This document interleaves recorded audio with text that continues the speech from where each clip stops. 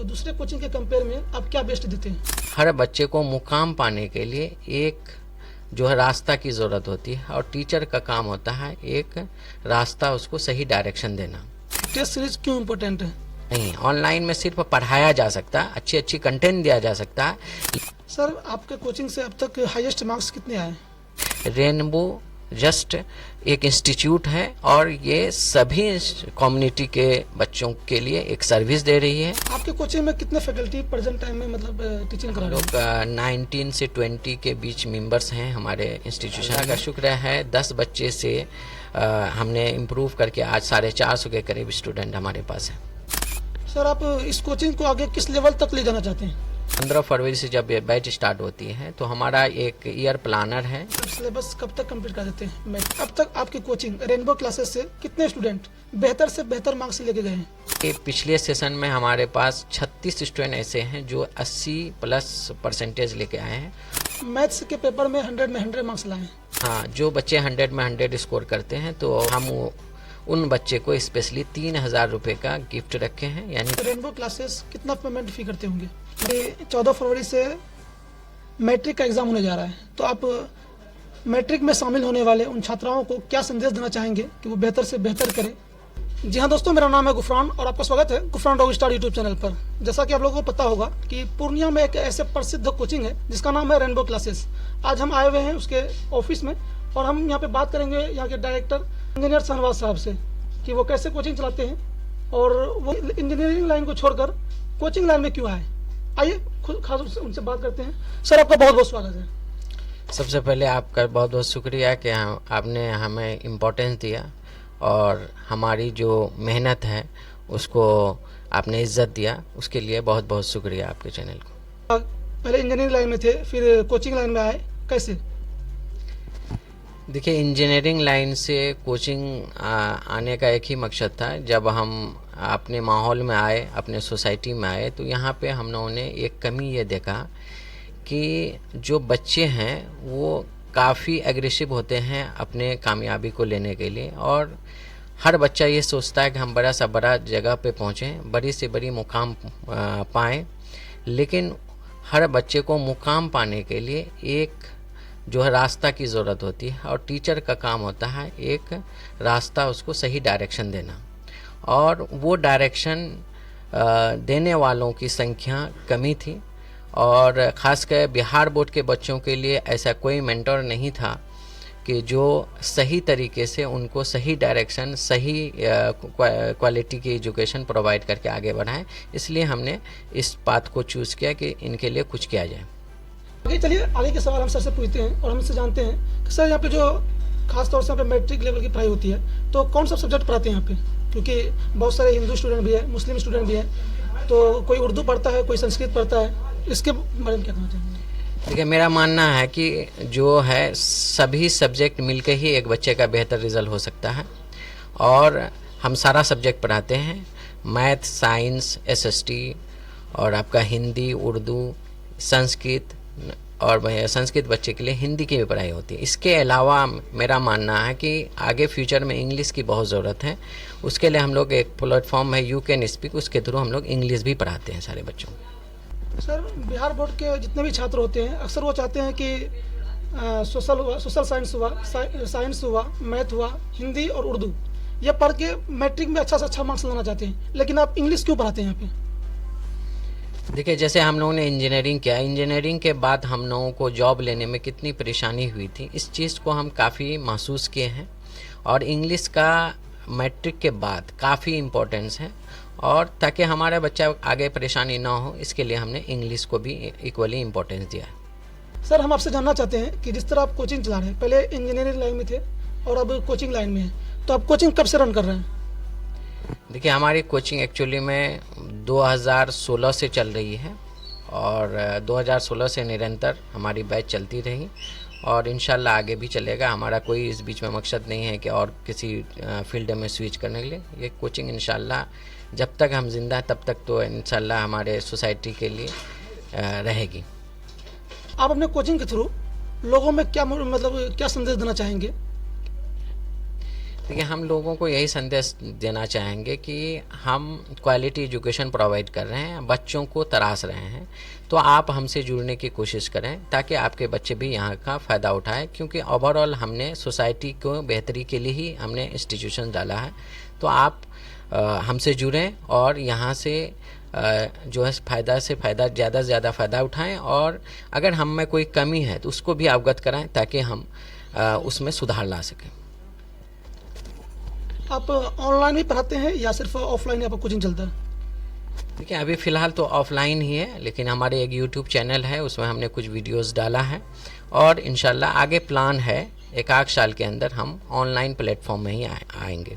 और आप ऑनलाइन और ऑफलाइन में क्या डिफरेंस है वो बताएंगे, क्योंकि बहुत कोई छात्र होते हैं जो ऑनलाइन पढ़ना पसंद करते हैं और बहुत कोई छात्र होते हैं जो ऑफलाइन पढ़ना पसंद करते हैं। देखिए, ऑनलाइन ऑफलाइन में बहुत बड़ा अंतर है। आप गौर करेंगे, जितने भी बच्चे ऑनलाइन पढ़ते हैं तो सबसे पहली चीज़ तो वो कोर्स कर लेते हैं कम कॉस्ट के वजह से। आप 100 में से सर्वे कीजिए, उसमें से 98 स्टूडेंट ऐसा होगा, 95 स्टूडेंट ऐसा होगा जो कोर्स कंप्लीट ही नहीं करता है। दूसरी चीज़ है, ऑफलाइन में जैसे हम लोग टेस्ट के थ्रू बच्चे को जज करते हैं और उसके बाद उस पर वर्क किया जाता है कि किस बच्चे को बेसिक की ज़रूरत है, किस बच्चे को रिवीजन की रिक्वायरमेंट है, कौन बच्चा कहाँ लैग कर रहा है। वो सारी चीज़ को हम एनालिसिस करके ऑफलाइन में हम उस पर मेहनत करके उसको बेहतर करते हैं, और ये ऑनलाइन मोड में ये पॉसिबल नहीं है। ऑनलाइन में सिर्फ पढ़ाया जा सकता है, अच्छी कंटेंट दिया जा सकता है, लेकिन उस बच्चे पे वो कंटेंट आ रहा है कि नहीं आ रहा, वो बच्चा लर्न कर रहा है कि नहीं कर रहा है, ये वहाँ कोई प्रोटोकॉल नहीं है इवोल्यूशन करने का। सर, आप जो कोचिंग खोले, ये कोचिंग खोलने का आइडिया कहाँ से है आपके पास? क्योंकि अगर आप चाहते तो इंजीनियरिंग लाइन में भी बेहतर से बेहतर रुपया कमा के अपना जीवन सुखी बिता सकते थे, लेकिन आप कोचिंग खोले, ऐसा क्यों? देखिए, ड्यूरिंग द जॉब हमने घर आया करते थे और हमने बच्चों से जब मुलाकात की तो हमने ये देखा कि आखिर बच्चे, मैट्रिकुलेशन का बच्चा कहाँ लैग कर रहा है। हमने देखा कि भाई एक बच्चे को नॉर्मली इलेक्ट्रॉनिक कॉन्फ़िगरेशन नहीं आता है, और खासकर हमने बहुत सारा चैप्टर्स में देखा केमिस्ट्री या मैथ्स में बेसिक चीज़ नहीं आ रहा है, उसको सही से जो है फैक्टराइजेशन नहीं आ रहा है, तो आगे चल कर के इनकी लाइफ बहुत हेक्टिक होने वाली है। तो हमने सोचा कि क्यों नहीं एक रास्ता निकाला जाए इन बच्चों के लिए, और वो सोच करके हमने इंस्टीट्यूशन डाला है और हम उस पर निरंतर काम करते जा रहे हैं, उनकी सुधार होते। तो सर, आपसे एक सवाल है कि रेनबो क्लासेस, जो कि नाम भी बहुत बेहतर लग रहा है और हमें भी अच्छा लग रहा है, तो ये नाम कहाँ से है आपके दिमाग में कि रेनबो क्लासेस ही रखा जाए कोचिंग का नाम? देखिए, जैसा कि आप जानते हैं कि रेनबो कई कलरों का एक समूह है, और उसी प्रकार से हम रेनबो नाम रखने के पीछे यही मकसद था कि हमारे कम्युनिटी में, हमारे सोसाइटी में हर कम्युनिटी के लोग रहते हैं, और रेनबो से ये पहचान ना हो कि ये सिर्फ मुस्लिम ओरिएंटेड है या हिंदू ओरिएंटेड है या क्रिश्चियन ओरिएंटेड है। रेनबो जस्ट एक इंस्टीट्यूट है, और ये सभी कम्युनिटी के बच्चों के लिए एक सर्विस दे रही है, और क्वालिटी एजुकेशन का काम हम लोग कर रहे हैं। यहाँ पे कोई भी कम्युनिटी ओरिएंटेड इंस्टीट्यूशन हमने नहीं बनाया और ना ही आगे होने देंगे। आपके कोचिंग में कितने फैकल्टी प्रेजेंट टाइम में मतलब टीचिंग करा रहे हैं? देखिए, अभी तो फ़िलहाल हम लोग 19 से 20 के बीच मेंबर्स हैं हमारे इंस्टीट्यूशन में, जिसमें 16 के अराउंड हमारा जो है फैकल्टी हैं जो टीचिंग का काम करते हैं। बाकी यहाँ मैनेजमेंट भी हैं, तो अभी लगभग 5 लोग ऐसे हैं जो मैनेजमेंट करते हैं पूरे इंस्टीट्यूशंस का, और इतने ही लोग टोटल हैं। जी सर, आपसे हम जानना चाहेंगे कि बहुत सारे स्टूडेंट रेनबो आना चाहते हैं और भी बहुत सारे कोचिंग आना चाहते हैं, लेकिन आपका ही कोचिंग यानी रेनबो क्लासेस क्यों आए? आप दूसरे कोचिंग के कंपेयर में आप क्या बेस्ट देते हैं? देखिए, सबसे पहली चीज़ हमारे कोचिंग में यह है कि हम गार्जियन और इंस्टीट्यूशन के बीच ट्रांसपेरेंट प्लेटफॉर्म रखे हैं। सबसे पहली चीज़, आप किसी भी कोचिंग में जाइए और आप जब अपने बच्चों के बारे में पूछेंगे कि आपका बच्चा पूरे इंस्टीट्यूट में कई दिन आया है, शायद के आंसर मिलना मुश्किल है। अगर आपके बच्चे कितना टेस्ट दिया है और कौन सा टेस्ट में कितना मार्क्स लेकर आया है, आपने बच्चे को क्लास में जो आपका बच्चा बदमाशी किया तो कितना बार किया, वो सारी रिकॉर्ड हम मेंटेन करते हैं।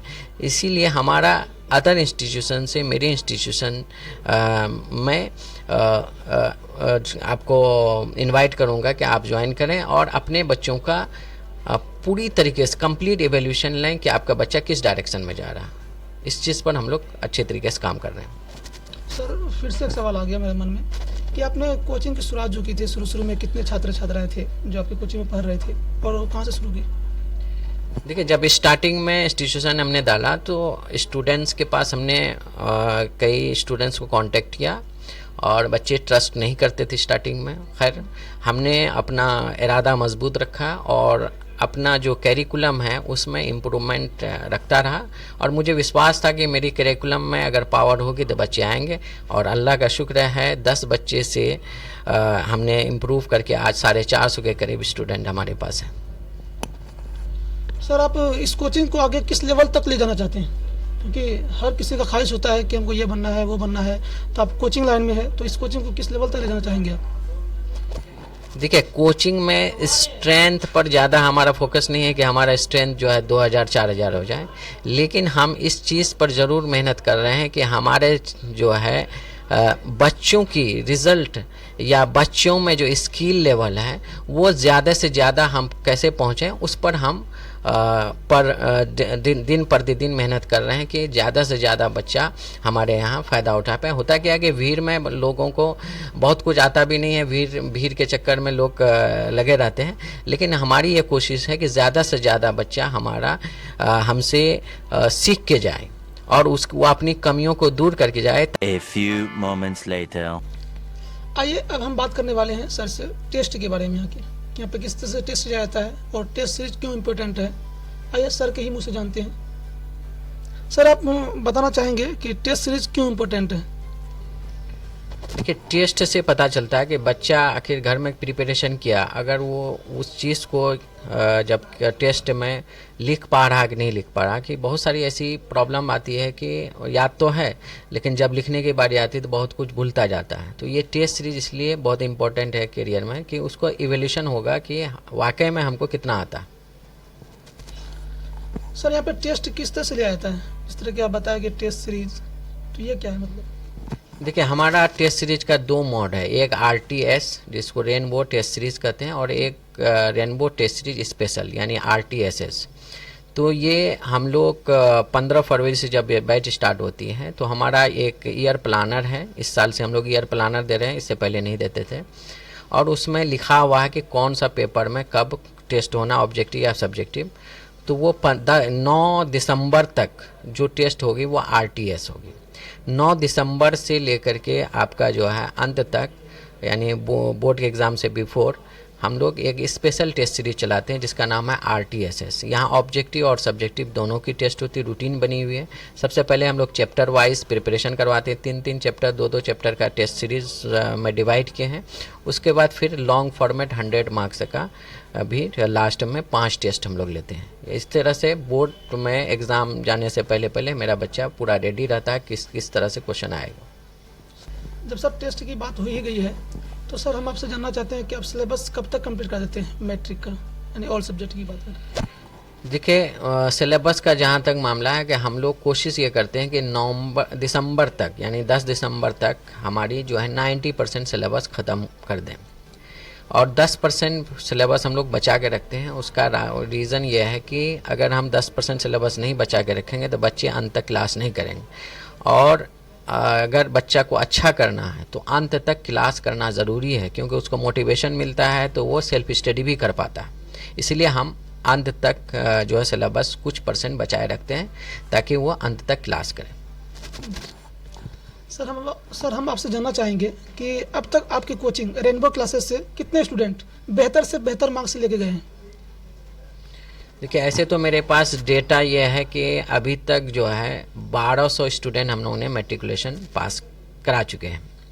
बाकी पिछले सेशन में हमारे पास 36 स्टूडेंट ऐसे हैं जो 80+ % लेके आए हैं, और इस बार हमको इससे ज़्यादा की उम्मीद है।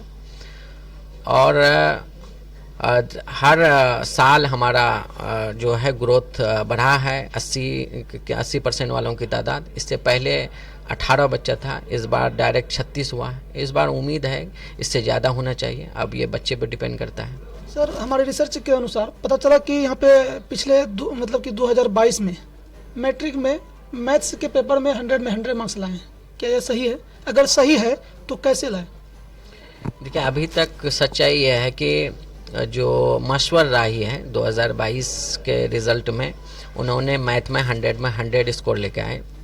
और देखिए, हम लोग कंटेंट इतनी देते हैं कि बच्चे 100 में 100 स्कोर करना आसानी है, लेकिन यह है कि बच्चा को बिलीव करना होगा। और बच्चा अगर मेरा हर बात मानता है, यानी 15 फरवरी से जो बैच स्टार्ट होती है अंत तक हमारी, अगर हर बात, हर टेस्ट और हर क्लास करे तो 100 में 100 लाना कोई बड़ी बात नहीं है। और हम मैथ ही नहीं कहेंगे, हर पेपर में वो ला सकता है।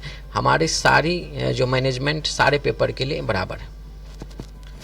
कुछ बच्चों के द्वारा पता चला कि कोई भी सब्जेक्ट में अगर कोई भी छात्र 100 में 100 मार्क्स लाते हैं तो उसमें कुछ इनाम रखे हैं, बताना चाहेंगे? जी हाँ, जो बच्चे 100 में 100 स्कोर करते हैं तो हम उन बच्चे को स्पेशली 3000 रुपये का गिफ्ट रखे हैं, यानी 3000 कैश उनको दी जाती हैं। और हम सारे बच्चों को आपके थ्रू कहेंगे कि वो ज़्यादा से ज़्यादा मेहनत करें। अभी भी वक्त है 1 महीना, और जितना 3000 हमसे निकलेगा हमको अफसोस नहीं, खुशी होगी। सर आपके कोचिंग से अब तक हाईएस्ट मार्क्स कितने आए? देखिए, पिछले बार तो 91% हाईएस्ट गया था, उससे पहले 93% गया था। तो इस तरह से निरंतर बढ़ता जा रहा है। सर आपके पास आए तो यहाँ पे आपसे सवाल किए, बहुत सारी चीज़ सीखने को मिला, नया नया चीज़। लेकिन हम आपसे जानना चाहेंगे, क्या आप इस कोचिंग में पढ़ाते भी हैं, या यहाँ पे पढ़ाते हैं, या कहीं और भी जगह पढ़ाते हैं? देखिए, इस कोचिंग में हम मैथमेटिक्स को हैंडल करते हैं। ऐसा नहीं है कि सिर्फ हम ही, बाकी हमारे साथ में और भी कई टीचर्स हैं जो मैथमेटिक्स हैंडल करते हैं। और यहाँ पे 10th में हम मैथमेटिक्स पढ़ाते हैं। बाकी और क्लास के मैथमेटिक्स में कुछ पीरियड्स मेरा भी रहता है। और इसके अलावा, रेनबो के अलावा, हम नॉलेज पॉइंट नाम से एक और ऑर्गेनाइजेशन है जहाँ पे हम लोग साइंस स्ट्रीम के लिए 11th 12th के। सर अब हम आपसे एक ऐसे सवाल करने जा रहे हैं जो कि हर छात्र और छात्रा के गार्जियन जो होते हैं वो भी जानना चाहते हैं, क्योंकि इतना बेहतर रिजल्ट दे रहे हैं आप। तो सबका मन में आशंका लगा रहता है कि रेनबो क्लासेस कितना पेमेंट फ़ी करते होंगे, मतलब मंथली फ़ी कितना लेते होंगे, तो इसके बारे में बताइएगा। देखिए, फ़ीस का जहाँ तक मामला है कि फ़ीस हमने बहुत ज़्यादा चार्ज नहीं करते हैं, क्योंकि हम गांव से कनेक्टेड हैं और हमें पता है कि एक बच्चे का गार्जियन कितना कॉम्प्लेक्सिटी से कमाते हैं, और वो इतना हिम्मत किए हुए हैं। सिर्फ यहाँ 600 रुपया ही खर्च करने की बात नहीं। बच्चे यहाँ रहते हैं, उनका जो है रहने का खर्च है, फिर उनका जो है दिगर कॉपी वगैरह सारा चीज़, एक बच्चे पर कहीं ना कहीं 3000 से 3500 रुपया खर्च है। उसमें से हमें वो बच्चे 600 देते हैं। इसीलिए हमारी लगभग पिछले 4 साल से 600 ही फीस है, और ये अभी रहेगी। ठीक है। और मेरी ये शौक़ नहीं है कि इस कोचिंग से हमको ज़्यादा से ज़्यादा अर्निंग हो। हमेशा हमारा ये कोशिश रही है कि हमसे ज़्यादा से ज़्यादा बच्चा फ़ायदा उठाए और ज़्यादा से ज़्यादा गार्जियन का हम ट्रस्ट ले सकें। सर आपका कोचिंग का मोटिव क्या है? देखिए, एक ही मोटिव पे है कि बच्चे जब आगे कंपटीशन की तैयारी करें, बड़े से बड़े एग्ज़ाम क्रैक करें, तो मेरी एक कंट्रीब्यूशन यह हो कि उनको बेस का प्रॉब्लम ना आए आगे चल करके। और आपसे जानना चाहेंगे, जिस तरह कि आप बताएं कि हमारे कोचिंग में भी प्रेजेंट टाइम में 400 से ज़्यादा स्टूडेंट पढ़ रहे हैं, तो अभी 400 मतलब 450 स्टूडेंट जो पढ़ रहे हैं अभी कोचिंग में, तो आप मैनेज कैसे कर लेते हैं मैनेजमेंट? देखिए, मैनेज करने के लिए ही हमारा मैनेजमेंट टीम है, और आहिस्ते आहिस्ते हम मैनेजमेंट टीम के रेशियो बढ़ाते जा रहे हैं। पिछले साल तक हमारे पास 4 लोग कार्यरत थे, इस साल हमारे लगभग 5-6 हो गए हैं। और आगे भी हमारी जो है कोशिश है कि मैनेजमेंट टीम और बढ़े सदस्यों की संख्या, ताकि हमारा कैंपस से किसी तरह की शिकायत ना हो। सर ये लास्ट सवाल है आपसे कि 14 फरवरी से मैट्रिक का एग्ज़ाम होने जा रहा है, तो आप मैट्रिक में शामिल होने वाले उन छात्राओं को क्या संदेश देना चाहेंगे कि वो बेहतर से बेहतर करें और आगे भी उससे बेहतर करें? मैट्रिक के सभी अभ्यर्थी जो रेनबो से कनेक्टेड हैं और जो रेनबो से कनेक्टेड नहीं है, हम सभी बच्चों को शुभकामना देते हैं और एक राय देते हैं कि अभी दीगर चीज़ यानी एक्स्ट्रा चीज़ न पढ़ें। जो सिलेबस आपका हो गया है उसको बार बार रिवाइज करें और पूरी कॉन्फिडेंस के साथ एग्ज़ाम जो है हॉल जाएं, टाइम पे जाएं और सारी चीज़ जो भी आपके ऑर्गेनाइजेशन बताए हैं प्रेजेंटेशन के लिए वो सब चीज़ करके और टाइम पे पहुँचें और कोशिश ये करें कि एग्ज़ाम के लास्ट टाइम पे आप एग्ज़ाम हॉल से निकलें और बेहतर प्रदर्शन करके आएँ। ये सोच लें कि ये आपका दोबारा मैट्रिक नहीं आने वाला है। इस तरीके से सोच के एग्ज़ाम दीजिए सब लोग। फिर से मैं सभी को शुभकामना दूँ।